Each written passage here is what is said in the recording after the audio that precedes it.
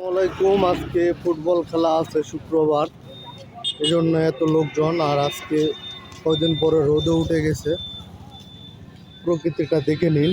ওই পাশে যদিও রবি শস্য আছে আর কি। তো মূলত খেলাকে কেন্দ্র করে এত লোকজন আজকে। তো আপনারা কে কোথা থেকে আসছেন খেলা দেখতে অবশ্যই একটা কমেন্ট করবেন। আর আজকে শুক্রবার, ছুটির দিন, এজন্যই আর কি বের হয়েছি আপনাদের নজিপুরের প্রকৃতি দেখানোর জন্য।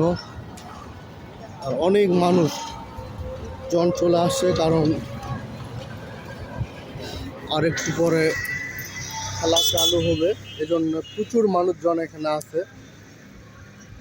আর সাপার মেহেদি ভাই আমাকে 2টা টিকিট কাটে রাখতে বলছে দেখে মূলত আমি তার জন্য এখানে অপেক্ষা করতেছি। সে আসলে আমি চলে যাব আমাদের যে ফরেস্ট আছে এটা দেখানোর জন্য। আসলে খেলার প্রতি তেমন একটা আমার আগ্রহ নাই, ফুটবল খেলা। তো এই হলো অবস্থা।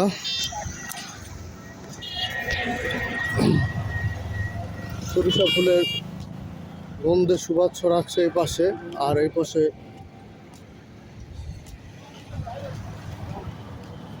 আপনাদের মূলত এর আগে এই জায়গাটায় আমি দেখাইছিলাম সরিষা প্লাস আলু আরও অন্যান্য ক্ষেত আছে এখানে।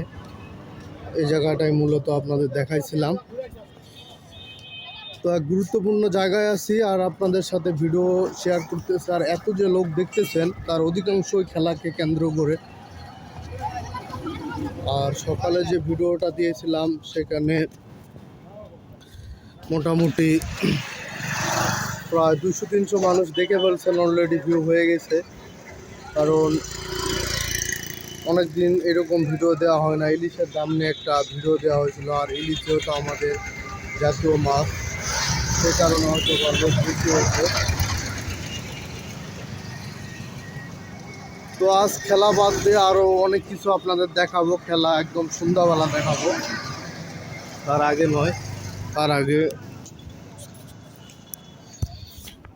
আজকে এই সাইডের প্রকৃতিগুলো আপনাদের দেখাবো।